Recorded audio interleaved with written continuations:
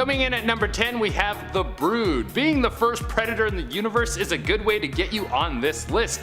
If you're unfamiliar with the Brood, they are an insect-like race that goes through the universe and literally consumes everything in sight. They are basically a hive mind that are all controlled by the Brood Queen. They are extremely hard to kill and they spread like wildfire. Not only do they suck the universe dry for everything good, they genuinely enjoy the suffering of others. That's very rude of them. The Brood have multiple limbs, tails that have poisonous stingers on them, wings that come out of their back, and an exoskeleton that acts like armor. And it's not so much that one Brood is hard to kill, but it's that, like any insect, once they infest an area they will start to spread, and you have to fight thousands if not millions of them. All of them can communicate telepathically with the Brood mother, so if you start fighting one of them, then she can send a whole army after you in seconds, and they all know how to work together in a massive hive mind. Coming in at number 9, we have the Phalanx, a race of robot humanoids who have been captured and controlled so they can be used as weapons. Yeah, that doesn't sound like a fun existence, but there is a good reason for it. The reason that they have basically been used as living weapons is because they are really good at what they do. They love to take over worlds. Through their existence, they have taken tech from 100,000 different species, and they have used it to upgrade themselves and make their tech even more powerful. And they've been alive for what they say is 100,000 life cycles, and they've also caused the extinction of 200,000 races. That's one hell of a resume. You want these guys in your back pocket if you ever go to war with anyone across the universe. Their goal is to assimilate the whole universe into Phalanx, and it's thought that they are controlled by a titan who resides in a black hole. They go from planet to suck each one dry for all of its resources and take all of the good tech. With each planet they consume, they become more powerful. Coming in at number 8, we have Ego, the living planet. Being a massive planet that only has one purpose but to consume and provide for himself sounds pretty dangerous. You think that if you were able to be alive for billions of years, you would learn to no longer have an ego. But the fact that you were created in conjunction with another version of yourself, aka alter ego, another living planet who is constantly in competition with Ego, I can understand why you have never lost your need for competition. Ego has the ability to consume life from other planets and is powerful enough to destroy them one by one, much like Galactus. But anything that is handcrafted by the Beyonder is sure to be extremely powerful. Coming in at number 7, we have Null, the god of the symbiotes, a being that lived before the universe was created and existed in endless darkness. And from what I can gather about this character, it seemed that he was okay with just chilling in a void until he was moved from his position at the recreation of the universe. This really pissed him off, and he decided that he would go to war with some of the Celestials, and he actually cut off one of their heads. After that, the Celestials were able to banish him back into the void, but not before he grabbed that head. He then used that head to make a living forge and harness the power of evil and darkness to make his symbiote armor and the first symbiote suit. This suit has the power to morph into anything from weaponry to a dragon, and it doesn't have the same weaknesses as regular symbiotes, and with it, Null is able to go toe to toe with some of the most powerful beings in the universe, and the suit was even powerful enough to take over Galactus. Coming in at number 6, we have the Beyonder, an all-powerful celestial force that can bend matter, create worlds, and give people immense power just for the fun of it. He flies around the universe kinda messing with people because he can, and he is so powerful it's thought that the Beyonder is actually a representation of Jack Kirby in the Marvel universe. He has a strange obsession with people living on Earth because he sees them as incomplete beings who are trying to find a whole consciousness, where he sees himself as the opposite, already maxed out and unable to gain any higher level of consciousness. The event that the Beyonder is most famous for is when he created Battle World. He warped reality to create a whole world so he could handpick villains and heroes to duke it out for his amusement. But this doesn't mean that it's impossible for him to slip up. There was one occasion where Dr. Doom was able to steal away his powers, and as you can imagine, he quickly started shifting reality into his Victor Von Doom liking. Coming at number 5, we have Sidorak, one of the oldest gods from Earth. He used to be worshipped like all of the other great gods on our planet, but for some reason he was banished to the Crimson Realm. He now sits there angry and dishes out powers of destruction to who he sees fit. The most famous person he has given powers to is the Juggernaut, imbuing him with a destructive force to tear down the world. He has the ability to summon armies of people to worship him, and within his Crimson Realm he is powerful beyond belief. But he cannot leave his realm, so unless you go there to pick a fight with him, you don't really need to worry about him, unless he sends the Juggernaut after you. Coming at number 4, we have the Phoenix Force, one of the better known entities in the Marvel Universe, as it has been able to work its way into movies and shows. It's one of the most powerful forces across the entire Marvel Universe. Now, this force can be used for good, and has been on some occasions. When the Phoenix Force was split between 5 different members of the X-Men in the Avengers vs. X-Men comic run, the holders of the force were able to use the power to rebuild Earth and create a form of world peace. But there have been times when the force is moving through the galaxy as a rogue and will destroy planet after planet while it looks for a host, so it's safe to say that this thing can't be trusted. There's also the fact that most of the characters who merge with the Phoenix Force go through an entire persona shift and have the tendency to destroy things. Coming at number 3, we have Ultron from the Annihilation Conquest storyline. Ultron typically sticks to messing around with things in our solar system, but when you're one of the biggest baddies in the Marvel Universe, eventually you're gonna stretch your legs a bit and start causing havoc around the universe. For a time, the Avengers thought Ultron was destroyed, but that was not the case. He actually transferred his consciousness into the Bible Spire and took command over the Phalanx, and we already know how powerful those people are. After taking control of an army of aliens, he wanted to take over the universe and become even more powerful by discovering a way to take over an organic body, and he set his sights on Adam Warlock. Ultron merged with Adam Warlock and became one of the most deadly forces in the universe, and was just about to make an army of Adam Warlock clones, but was forced out of AW's body by a virus brought on by Nova. But Ultron still managed to take control of millions of Kree soldiers and create a massive body for himself before he was destroyed. Coming in at number 2, we have Galactus. I mean, come on, we can make a list of people tearing down the universe and being some of the most powerful creatures through space-time without putting Galactus on the list. Let's start off by saying Galactus is old, like he's been around for billions of years. In fact, he was at the birth of the multiverse. Without getting too deep into this, Galactus used to be Galen, who was alive in the 6th multiverse, and when it was about to collapse into itself through another rebirth cycle, he flew into the center of the collapse and met the sentience of the multiverse, who gave him the power to survive the rebirth of the multiverse, and he was reborn as Galactus. He could now devour worlds to stay strong. Now, when this bad boy is hungry, he tends to be weak, and he is actually killable. But when he is juiced up on planet fuel, he is able to slap around multiple Celestials at once without even breaking a sweat. And coming in at the number 1 spot, we have Avarax, an entity who was created at the birth of the first multiverse and is the yin to the yang of eternity. Eternity being the force that makes sure the multiverse is constantly reborn and life goes on and reality can keep moving forward. Well, Avarax is the opposite of that. He seeks out the end of existence because that is his purpose. Like, dude, just chill for a minute. I'm trying to plan a picnic over here and I have a hard enough time finding out if it's gonna rain. Now I gotta worry about if existence will be deleted permanently. Eternity saw Avarax as a threat to reality, so he locked him away inside himself. Galactus is the balance that keeps Avarax in place, but when he was killed, this made the universe fall off kilter, and Avarax saw this as an opportunity to force himself into existence and nearly ripped reality apart.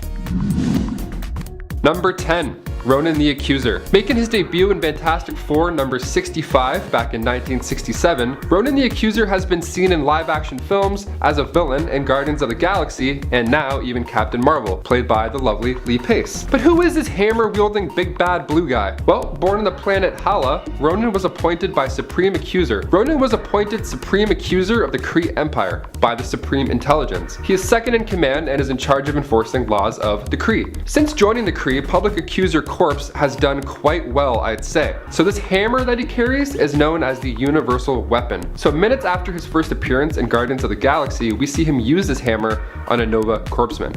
It's pretty fast. It's pretty violent too. This guy's fearless. He's a fearless leader, and I wish we saw more of him in the MCU. He is a Kree, so he obtains the abilities of resistance to poisons, toxins, diseases, and was even granted pocket universe creation abilities from the Black Vortex. See, once he obtains the Black Vortex, it's game over. Ronan was able to take on Gamora, Beast, and Angel while they had all submitted to its powers. The Supreme Intelligence told Ronan not to do the same, but he used the power from the Black Vortex to fight back.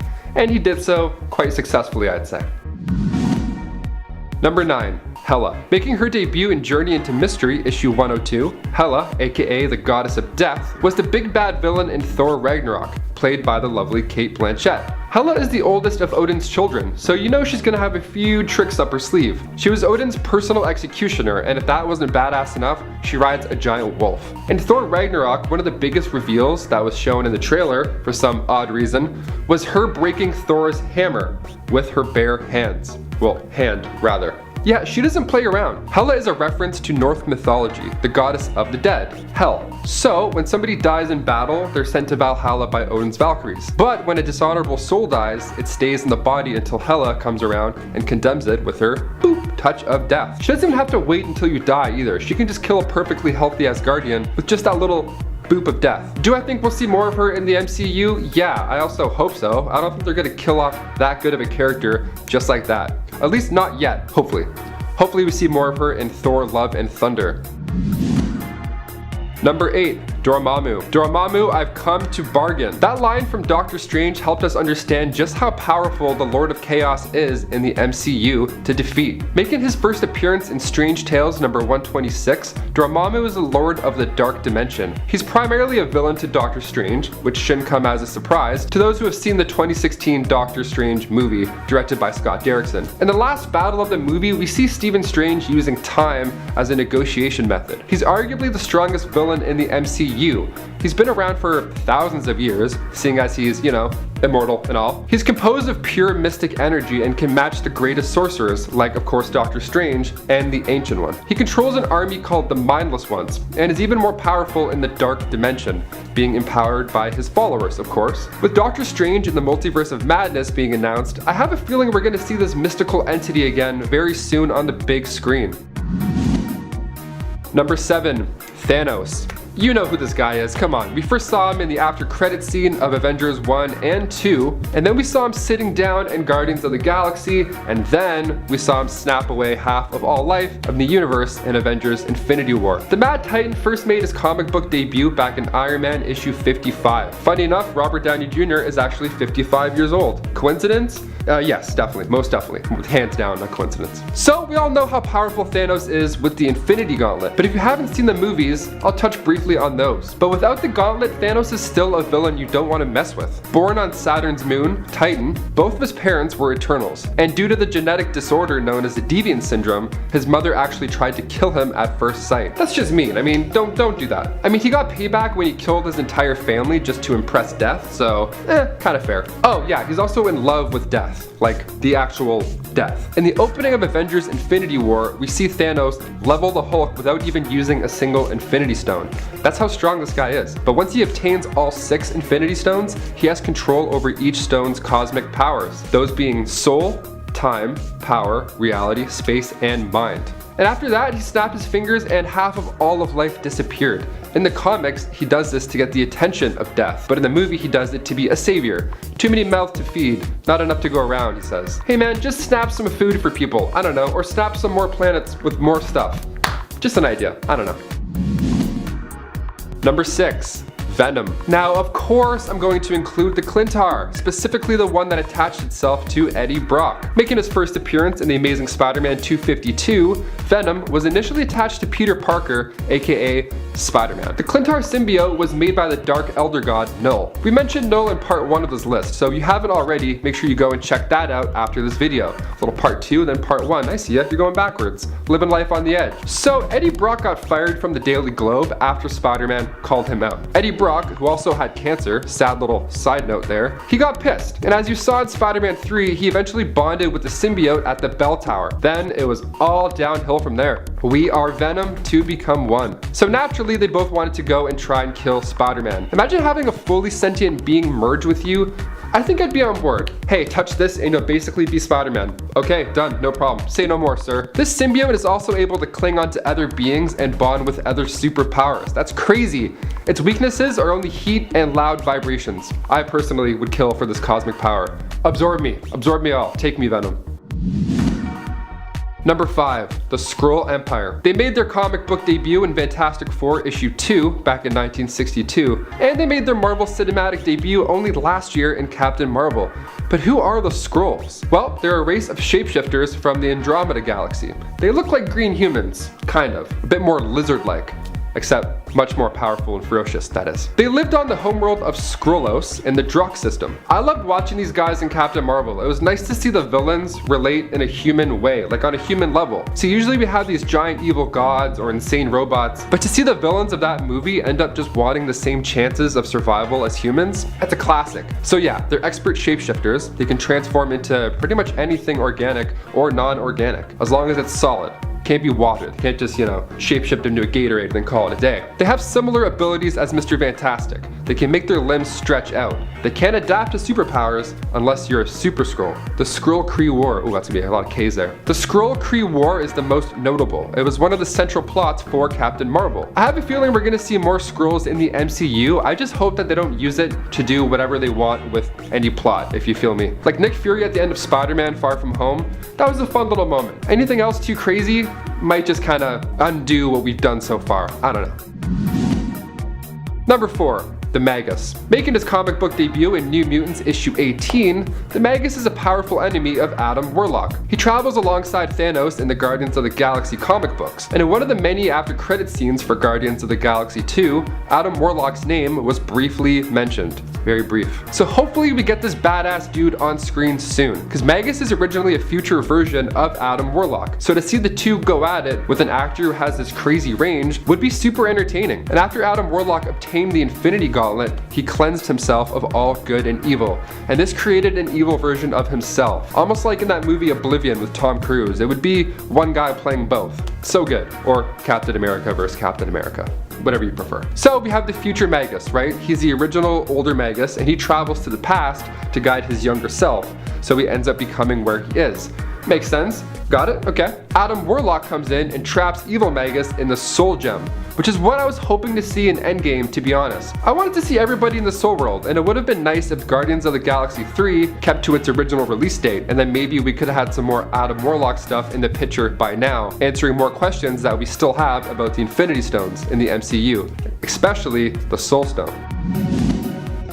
Number 3, the Celestials. Making their first appearance in Eternals issue 1 back in 1976, the Celestials have been seen many times in the MCU and many more in the comics. There were actually billions of Celestials until a weapon known as the God Killer took most of them out. They are powerful extraterrestrial cosmic beings. We saw one of them wipe out a planet in Guardians of the Galaxy 1. They are the ones who created the Eternals and the Deviants. So these space gods are around 1,000 feet tall, give or take. We even see the inside of one of their heads when Thanos gets the Reality Stone in Infinity War. It's called Nowhere, it's that big floating head. The first celestial host arrived to Earth a million or so years ago when they created the Eternals and the Deviants, but later on, they were the reasoning behind the existence of mutants, creating the mutant gene. Yeah, so they're pretty important, I'd say. The second host on Earth sunk Atlantis, so a bit less fun than that first one there. Then the third one got into a fight with the Sky Gods because it wanted the right to toy around with humans. So they aren't exactly the most chill entities out there, I guess. Despite being these all-powerful gods, they still need to wear armor just like the rest of us. Armor that is equipped with the tools needed to successfully wipe out an entire planet. Not just like a tape measure, you know? Now all this power, but where does it come from? Well, after Reed Richards' son almost gets turned into a Celestial, he was determined to find that answer out himself. Reed concludes that the Celestials are drawing power from extra-dimensional sources like pocket universes or even hyperspace. So they just come along to Earth every now and then, check out how we're doing, and then either destroy all of us or give a couple of us powers. I'll be waiting outside in an open field after this video is done. I'll also be waiting for the Celestials to come and judge me and give me super speed or super length, something else, you know, something cool, or like a lot of money. I'm good with either of those. Number 2, KANG the Conqueror. Also known as Nathaniel Richards, KANG the Conqueror is actually already cast in the live-action MCU. Air horns. Jonathan Majors is joining the cast of Ant-Man 3 to play the hyped character. But who is Kang? Well, making his first appearance in Avengers issue 8 back in 1964, Kang has seen many centuries. His powers allow him to travel through time, and his futuristic suit of armor is built with weapons that could take on any super. He's also incredibly smart and of course travels with armies as backup. These armies are built in a similar fashion sense, each warrior equipped with the same armory and weaponry. The time travel stuff doesn't come without consequence though, so as Kang travels more and more through time, he creates time-displaced duplicates, as we saw in Avengers Endgame. It can be tricky to figure that out. I think this is a perfect time to introduce a time-hopping villain, especially for Ant-Man, who's now a big-time Avenger who's been around the quantum block a few times. So what do you guys think will be Kang's goal in Ant-Man 3? How do you guys think he's going to be written into this current MCU run? Honestly, I think after WandaVision and the Multiverse of Madness, Kang's gonna end up trying to clean the timelines up, just as the Avengers did, but he'll be laying waste to any Avenger that stands in his way. And finally, number 1, Mad Jim Jaspers. Yes, lastly we have James Jaspers' unreal name. He made his debut in Daredevil's number 7 in 1983. This dude's nuts. So he was this British politician who served as Prime Minister of the United Kingdom, okay? He was a leader of the Conservative Party. He was known for his anti-superhero stance because he wanted to keep Britain safe, okay? So of course many people were with him and he won the general election. But old Jim Jaspers was more than meets the eye. He's actually a mutant with reality warping powers. And these type of mutants scare me. So he's representing Haslip West. He even gets knighted by Queen Elizabeth. So he creates this strike team whose job it is pretty much to gather up all of the superheroes. The slogan on all of his posters says, "In your hearts, you know he's right." Yeah, in my heart, I know he's kind of a psycho. The main bread and butter of the capabilities of Jim Jaspers takes place in the Marvel UK storyline titled Crooked World. So if you want to see the reality warping that Jim's capable of in full force, go check that out for yourself. Also, I'm calling it right now. Jim Jaspers will be introduced in WandaVision and will be a secret villain pulling the strings in some way, shape, or form. I'm calling it. It's noted. That's it. Check the date, the timestamps. It's all there. Official. Number 10, Cosmic Ghost Rider. What happens when Frank Castle becomes a Ghost Rider just as planet Earth is dying and there is no one left to avenge? Well, you get the brilliant and insane Cosmic Ghost Rider. This version of Frank Castle ended up teaming up with Galactus originally in order to try and take on Thanos, who threatened the existence of all life at the time as he tried to win the heart of Mistress Death. In the end, no one was left to serve but Thanos, and Cosmic Ghost Rider was driven mad by loneliness and heartbreak and being unable to die. So he eventually ended up joining Thanos anyways. He is as powerful as he is insane at this point and is a frighteningly cheerful version of Frank Castle, especially considering all of the horrors he's witnessed, especially when he was serving Thanos. Did some pretty bad stuff. Number 9, Annihilus. Annihilus is a somewhat lost being who was created in the negative zone on a planet known as Athros. He evolved from life spores that were left there and ended up mutating and growing to be a highly intelligent insectoid-like life form. He has been an enemy and ally to the Fantastic Four, depending on the circumstances, and he also once almost took over Asgard, managing to take on the Asgardian soldiers and even beat Thor. Thankfully, Odin stopped him before he could succeed. Poor Annihilus, I feel like he's so lost in life. Really needs a stronger purpose. Number 8, Iowa the Mungazoth. Hope I'm saying that right. Known as the Lord of Darkness, Iowa the Mungazoth is called upon in an issue of Creatures on the Loose from the 70s. This cosmic eldritch god-like entity could also be tied to the many-angled ones who occasionally crop up in the Marvelverse, but we don't have enough information to really know whether or not for sure if Iowa the Mungazoth is a separate entity or simply one that we've maybe already met but is operating under a different name, under some kind of alias. He is one of the gods referred to in the comic by the High Priest of the Dragon King, known as Sa. Sa, in the story, aims to make 3 human sacrifices in order to give the energy to the Lords of Chaos that they need so that they may travel across the cosmos to Earth. Sounds like a bad idea. Sounds like you probably don't want the Lords of Chaos to come by, but you know, to each their own. I guess if you're the High Priest of the Dragon King, you do. That's what you want. I'm not here to judge. Number 7, God Quarry. In 2016's Thanos series, there's a place known as the God Quarry. It is a pit guarded by 3 eternal witches, known as the Coven. The pit is said to reward those who can overcome its challenges by granting them with great power. But first, you must face whatever it is that could potentially be holding you back. Once in the pit, you find yourself merged within it, becoming a part of it, and then you begin to see what it is that could most tempt you. For me, it would probably be a big pile of cookies. For many leaders who have come there seeking power, the temptation was too great and they could not escape. Instead, now a part of the pit, they remain trapped for eternity. But hey, with great risk comes great reward. And yeah, Thanos did have to go in that pit.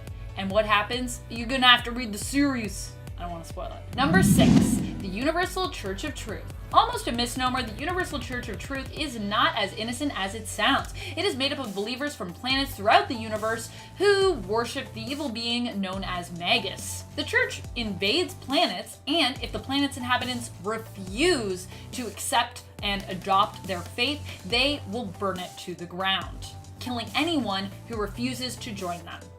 They're basically like a really insane cult that invades, converts, and conquers planets. So yeah, they sound better than they are. Number 5, Phalanx. I'm not actually sure what is more scary, the Phalanx or the race they're believed to come from, the Technarchy. The Phalanx's main goal is to eventually conquer and assimilate, so to speak, the entire universe. Now, how do they do this? As a technological race, they use a virus known as the techno-organic virus to infect the planets they come across and eventually use it to devour all organic life there and consume all information on the planet. This virus is the same as the one that Cable is infected with, or well, it's similar. He is sort of a variation or an evolution of the virus that they use. But they're both techno-organic viruses.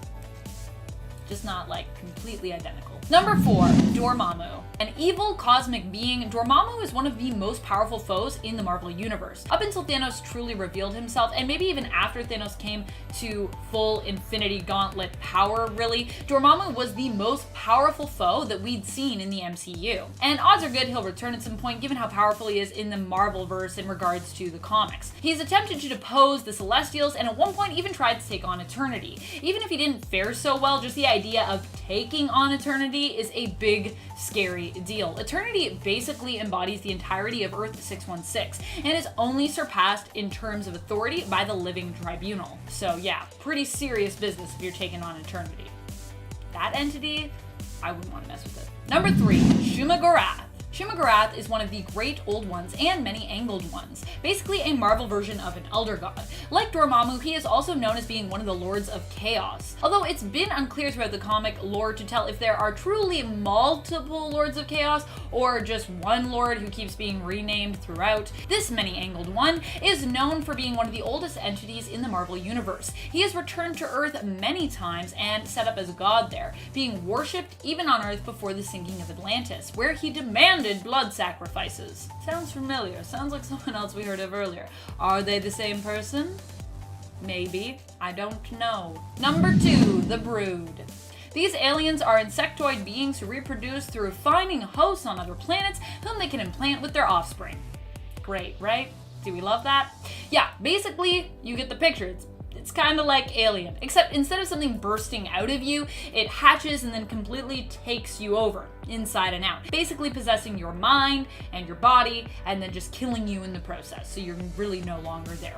The Brood don't just do this to survive, though. They actually enjoy the terror and horror that they cause among other species. They enjoy hurting and frightening others. It doesn't bother them, and to them, it's even pleasant or amusing. Yeah, so scary. Number 1, Cancerverse. While the Cancerverse is an alternate Marvel universe, much of what we see of it involves a cosmic presence. Most of the important goings-ons in regards to stories involving it happen in outer space. The Cancerverse is a world where there is no death. Sounds nice, right? Think again. Without death to provide balance to the world, life was left without anything to hold it back, and as a result became a wild and evil thing, transforming into something like an eldritch god or a monster. This all came to pass because the original Captain Marvel made a deal with the many-angled ones in exchange for them curing him of his cancer. The many-angled ones themselves is also pretty horrific. so.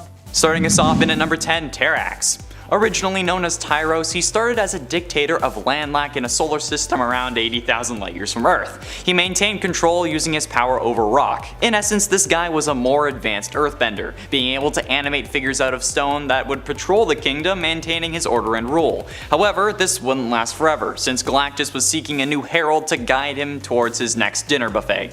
Galactus had also finally learned that you shouldn't have good guys find you worlds to destroy. So when the Fantastic Four asked Galactus for help against the Sphinx, his only condition to help was if the Fantastic Four subdued Tyros for him. They did, and Tyros was exposed to the cosmic power of Galactus and turned him into Terrax the Tamer. His control over stone was improved tenfold, and he could nearly control a whole planet of stone at once. In addition to this, he was granted the Cosmic Axe, which was capable of generating waves of cosmic force. Terrax was nuts, even beginning to wipe out worlds before Galactus got there, even at times defying Galactus' wishes, which is pretty ballsy if you ask me. I mean, like, that's what you get for hiring a bad guy though, I guess. Number 9, Umar. Umar is the sister of Dormammu and is basically on a similar level to her brother. She has a great knowledge of magical lore which she can use to do a vast number of things. She also is capable of teleportation and time travel. And you know how I feel about teleporters, they are pretty OP in my opinion. Same basically with any person, hero or villain who can manipulate time. Umar often allies herself with her brother even though he hasn't always treated her great. I don't think Dormammu will be winning any Brother of the Year awards is all I'm saying. She has also been shown to be more powerful than Doctor Strange even, on occasion. And friends, before we move on to this next spot, if you are loving this list as much as I love all of the things that are cosmic, cosmic things, they're so great, be sure to give this video a thumbs up. I think that was a sentence that made sense. And at 8, Ego. Introduced in Thor number 132 in 1966, Ego was created when a mysterious being known as the Stranger visited his home star in order to conduct an experiment. A scientist by the name of Egros started work on a way to save his race from the nova that experiment had left inevitable. The night of the explosion, Egros had his race move into the bunkers he had set up at the planet's core, but the star exploded sooner than they had planned. So in an attempt to save his own life, he tried to reach the underground vault, but failed. However, Egros was merged with every living thing destroyed by that sun, including his people. This created Ego the Living Planet. Considering how this guy is literally a living planet, I think it's safe to say why he's on this list, especially when he was able to hold his own against Galactus. Yeah, a few months after a battle with Thor, Galactus discovered Ego and instantly attacked. Understandably. Ego in his defense created a shield of solid clouds and began to fight back, attempting to strangle Galactus with tentacles. I feel like I've seen that video before. Either way, anyone able to hold their own against Galactus is well deserving to be on this list. Number 7, Dormammu. Dormammu recently actually came out on top against Ego in a battle, and in certain conditions possesses limitless power. Dormammu is part mystical and part cosmic in terms of what kind of villain he is, but make no mistake that he is not out of his element in outer space at all. Dormammu has battled against Odin and has even threatened to end the Celestials before, who are like super cosmic, claiming that he will be the one to destroy the extremely powerful beings. I think we're still waiting for that to happen, but I believe. Not only has Dormammu threatened the existence of Earth before, like we saw in the MCU, but in the comics he has threatened the entire universe and even entire reality of Earth 616 before. So that's the kind of level that he's generally on. There's like other villains, and then there's Dormammu. And at 6, Michael KORVAC. Being first introduced in Giant Size Defenders number 3 in 1975, Michael KORVAC's father was killed due to events surrounding his birth in 2977. He was raised by his mother, but when the solar system he lived in on Earth 691 and its colonies became the target for the Brotherhood of Badoon, Michael became a traitor and helped the Brotherhood. However, after a few moments of hesitation later on, he was cut in half and fused with his computer by the Brotherhood, turning him into basically a cyborg. But this seemed to do more harm than good for the Brotherhood, since now KORVAC was dead set on killing those who did this to him, at least until the Grandmaster teleported him to battle Doctor Strange and the Defenders. KORVAC intentionally lost the battle and instead siphoned some of the Grandmaster's power using his new cybernetic abilities, making him even more powerful than before. Eventually, this guy ended up impersonating Kang the Conqueror and the Watcher, and with his ability to siphon power from others, this makes him one of the scariest villains in the Marvel Universe, at least if he was smart about it and didn't go and get himself killed. multiple times. Number 5. The Builders. The Builders ended up being an insanely massive threat when they first showed up on the scene. They were destroyers of worlds, flying around, completely wiping out all life on planets, and threatening some of the greatest empires in the cosmos. Although, originally they were kind of more like creators of life and planets, but I digress. In order to defeat the Builders, thought to be the oldest race of beings in the universe, Earth's heroes were compelled to join forces with the galaxy's other superpowers, including the Shi'ar Empire, the Kree, the SKRULLs, Spartax, and more. It took an intergalactic army to even stand a chance against the Builders, and even then, that chance initially seemed pretty bleak, pretty slim. Captain Universe, who was said to have created the Builders, joined the fight against them, and eventually all worlds rose up and united, and were able to defeat them. Later on, an even greater cosmic threat, the Beyonders, who we really need to talk about on a part 2 for this list actually, destroyed the Builders. The Beyonders are pretty crazy. Getting close to the end, and in number 4, Amatsu Mikaboshi. To the Shinto religion in Japan, Amatsu Mikaboshi is the god of evil, chaos, and the stars, a primordial being who was imprisoned in the Shinto underworld, known as Yomi, for all eternity. Fun. First introduced in Thor Blood Oath number 6 in 2006, this guy is an absolute beast. Just look at him. This thing is my sleep paralysis demon. Mikaboshi fought against the Demogorge for control of literally the universe, and that's not even a joke. This guy was going to wipe out an entire race of interdimensional beings known as the Kami, just to get a sword known as the Grass Cutter. Yeah, the Grass Cutter was a sword of such great power it apparently was worth wiping out an entire race of people. Dude, just get a lawnmower. Mikaboshi existed before the universe did, before the Big Bang, back when time didn't exist and when the universe was only darkness. He can take on anyone from Thor to even Olympian gods by using his extreme arsenal of powers like shape-shifting, bending matter, mystical energy blasts, you name it, this guy can probably do it, including absorbing the entire multiverse, because he nearly did that as well. He was less than 2% away, actually. So close. Number 3. Magus. Magus is the evil version of Adam Warlock, and we all know how powerful Adam Warlock is. Magus, being his dark equivalent, is extremely dangerous and also has a willing army at his disposal in his own church that he created, the Universal Church of Truth, which isn't really as nice as it sounds at all. They would harshly purify any planets who refused to accept their offer to join them, exterminating all who resisted. Pretty awful stuff. Being that Magus is the negative side of Adam Warlock, he possesses all of his abilities and powers. Penultimately, in at number 2, Thanos.